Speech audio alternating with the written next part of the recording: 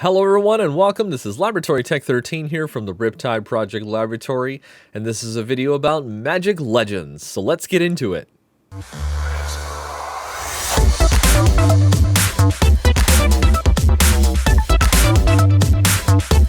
Hello everyone and welcome. This is of course your host, Laboratory Tech 13 here of the RIPTIDE Project Laboratory, and today I want to talk to you about the latest state of the beta and patch notes for Magic Legends. So I've been playing, of course, Magic Legends for a couple weeks now in the open beta. I'm going to be continuing to stream that as well. But today they decided to release their State of the Beta, which actually comes out pretty much week to week as they continue updating and upgrading the game, listening to the feedback, which is quite very refreshing, really, compared to some of the other games that would just kind of ignore what's going on with the game and not really listening to what is going on with the players and how they enjoy things. So let me go ahead and transition over to that, and we can take a look at the state of the game open beta week patch notes, or sorry, the launch letter from executive producer Steve Ricasa.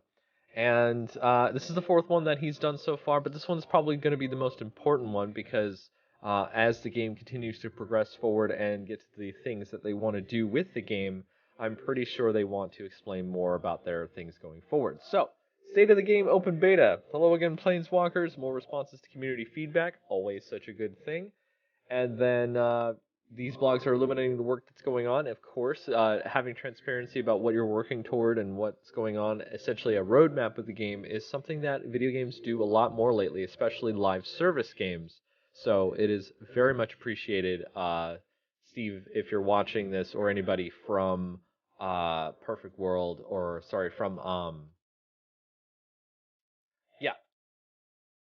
So working with that as well. So yeah, we've got the patch notes. The April update that has just dropped. I got to update the game myself, so that'll be fun to do that. But nearly 500 fixes and adjustments for various aspects of the game. That's huge. Tons of different parts of the game are getting polished. Things that I've noticed are getting changed, like UI changes that haven't been set up really well or anything like that.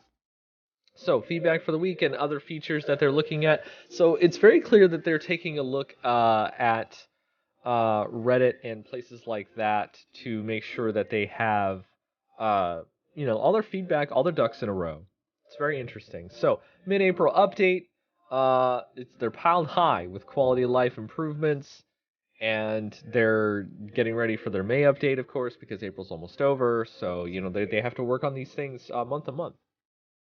So, the biggest thing that a lot of people had feedback for this was basically the intro starting sequence to Magic Legends was extremely long. I also thought this was a really bad case where you're not really given access to the tools, the nuts and bolts of the game as much as you can be, and by reducing the progression that you need to do into Zeem, the first area you show up in with Nissa Ravane and stuff like that, I definitely think that is going to help out a lot toward getting players into parts of the game they might find even more enjoyable, which is picking up new cards for their decks, upgrading their cards with spell pages, doing all the different content that's involved in the game, all that sort of stuff.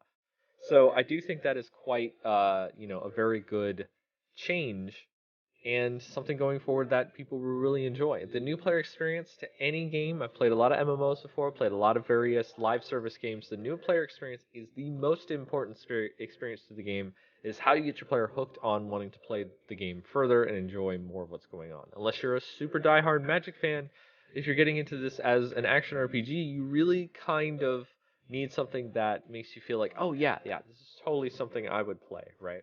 And this is a good start. It's a very good start. I do think there could be more tutorials, more explanations of things, and one of the changes that we'll get into for the patch notes can explain that more there too. So, they reduce the duration. People will get their starter deck quickly. People will get all their stuff to unlock. So they'll be able to do that as well and get their wow, they've actually moved the first additional class unlock to coincide with the first realm visit. Oh wow. So actually planeswalkers should have access to two classes now when they start off the game, as opposed to just having their initial class. That's actually really huge. I didn't realize that that was something they were doing. I'm quite impressed with that actually. To unlock a second class right away. That's really good. That's a very good change if you're watching this video. We hope that these and many other changes provide solid improvements for the existing community. Definitely sounds pretty good. That's awesome. So you can get right into deck building and experimentation. That means when I log into the game today, I should be able to unlock, let's say, the Geomancer class because I'm a big red-white fan, and I'll be able to use those cards into my deck. So that is quite good. That is really good. So after that, they're going to work on some responsiveness of summons and enemies to make combat more engaging and dynamic. So they've probably heard a lot of feedback that the creatures kind of meander about a bit. They don't seem to feel like they have their targeted abilities, but then they don't kind of work as a cohesive unit that you kind of want them to. And you know, something that I think I would really enjoy in the game that I think would be really cool to do later. That you know, it's possible that they may not be able to do this now, but formations. I definitely think a formation would be something very interesting and something totally different that an action RPG did not have. That I think would be really fun to do in Magic Legends, where you have your Planeswalker, and then all your units have to line up in a specific row. So archers at the back, or you can even put archers at the front if you want to. You can customize it how you want. If you want to put fodder archers up front and have them die before they get to your weaker mages in the back or what have you, that's fine. But like a formation setup where you have rows and tiers of units and where they're supposed to stand around your Planeswalker. So you'd have the entire menu showing your Planeswalker in the center, and then you decide where to put your units at. And when you're walking around in the overworld, they try to fit into that uh, uh, uh, like formation as much as possible. So it gives you a way to organize your units in a way where if they get summoned, they're going to show in that formation spot. Number two, it makes it so that the units aren't running around everywhere and they actually stick closer to you and do their own thing. Now they can kind of move about in their formation area, but it's kind of a patrol area. So they would come back to that spot after they get into combat, right? So they have the formation, you get into combat, they do their thing. So like the melee units try to go forward and attack, but they stay near their formation as much as possible. And then the back units can stay where they're at. They don't even have to move because if they're ranged, they can just shoot from where they're at and they can stay near you, which is makes you feel like more of a commander as opposed to just a person who's just summoning these beings that are just autonomously running around and not really doing a good job of it. That's my thoughts, anyways. So if you're watching anybody from the Magic Legends team, that seems like that would be a really fun thing to add. Another layer of strategy to the game that would really be interesting, especially in PvP. You could have different layouts of characters that you're doing, and it would feel like it would give it more of a tactical element to the game. You know, something that would make it very much unique. I mean, it's already unique from other action RPGs, but that feature would do it even more so, and I think that would be really cool. All right, so the late May update, they're going to cover a lot of ground by talking about targets for late May updates. So performance is definitely a big one. I do think that lower spec computers need help. I was a lower spec computer for about a week or so when the beta came out, and then I upgraded my PC thanks due to various loans and stuff like that. So that helped. They're going to make passes on every single map in the game. That's good. There's a lot of weird tech, like clashes going on in maps that I've been seeing. Particle effects and stuff like that needs to be, definitely set up. I really feel like when they developed the game, they had the highest spec hardware and they developed for that earliest instead of developing for the middle range. I'm not entirely sure on that, but who knows. So with some server optimization improvements, and then they're going to have a bunch of quality of life fixes, balance changes, general improvements in the game, all tons of good stuff that you would assume would come with a live service game, right? And then if they have any other future updates or improvements, they're going to add them to the update. So that'll be really fun to check out. I'm really excited to see what's going on with that.